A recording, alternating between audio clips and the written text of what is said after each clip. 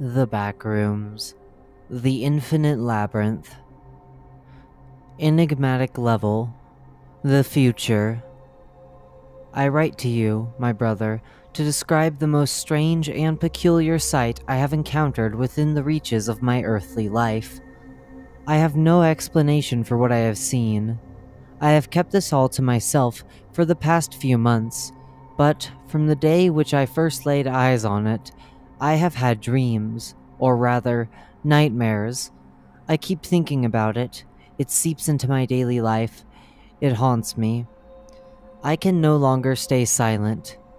Even if you do not believe a word of my story, I must share it with you. I was walking down a street in Chicago, though I cannot for the life of me remember which one. I am certain it was one that I had never traveled before. I was going on my usual sightseeing trips, of course, but on this particular street, something was wrong. The air had gone thin, thinner than usual.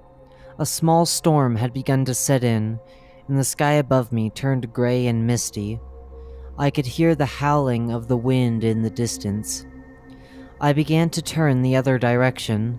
However, as I did, I was met by another street I did not know, which was impossible, as I had just crossed it.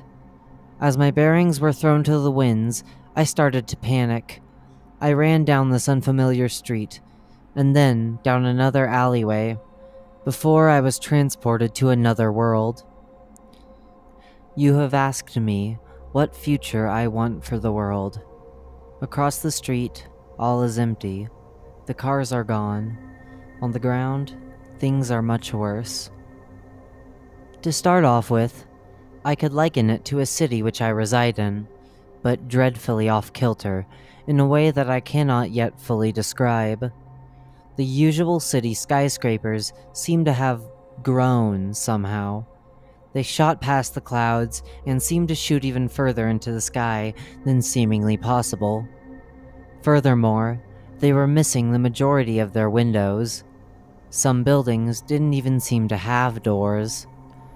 The street I stood on was wrapped in a dense smog of some sort, which impaired my vision greatly. With each step I took, I coughed harder and harder, struggling to find any breathable air. Confused, I stumbled into the next street, which was much the same. More buildings, if you can call them that, sprouted into the heavens above with no regard for earthly law. Some didn't even seem to be real buildings, just concrete slabs in the facade of an actual structure. It was as though they were cruel imitations of what we would call skyscrapers, astray to the very nature of their own existence. I continued down the street until I eventually made it to a highway, which was raised high enough to the point where I could escape the dense fog and get a good look at the quote-unquote city I was in. I was horrified. I have given it some thought. The buildings are missing their windows, the drivers have abandoned their machines.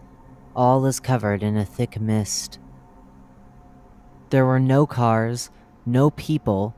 The advertisements and signs that hung over every building, billboard, and street sign were barren.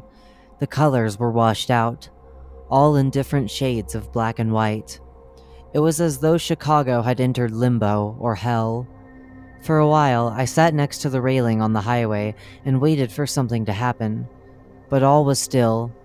Not even the clouds in the sky moved. The wind that had engulfed me at the start of my journey was completely still now. As I recuperated from my shock, I noticed a sign of movement on the streets below. Something, or someone, had entered one of the more normal buildings. By the time I had registered it, the front door was still flapping shut. My heart raced as I sprinted towards the structure down below. Surely, I would get answers to all of my questions, yes? And I finally have an answer. The skyscrapers have been replaced by pillars of stone, which touch the clouds. The highway is empty. White blobs crawl against the pavement, looking for food. But as I entered the unlabeled and empty building, I realized that whatever it was not human. I cannot describe it to you, brother. Its appearance was so shocking to me, so otherworldly and hellish that I ran out of the building before it had even noticed I was there. To this day, there is not an animal on this earth that resembles the demon I had seen, and trust me, I have looked for one. I sat against the sidewalk not far from the horror I had just encountered. I was tired, I was afraid, I was alone. By this point, the only way I could rationalize what I was encountering was by assuming it to be a dream, which it still may have been. I began to close my eyes, pinch myself, anything to wake me up from the nightmare I had entered, but for some time, none of it worked. Until I spotted a door, not unlike the others, but with a glowing, bright light shining at its sills. It was the entrance to yet another unmarked building, but something about it intrigued me. I slowly approached it, and opened the handle, and I was home. I think about what I have seen constantly. It invades my life and my dreams. I no longer know what to do. I urge you to write back to me as soon as you possibly can. I need your advice. Signed, James. This is what I see for the future, and the sky is gray, and all the billboards say, "Save us. They were once human."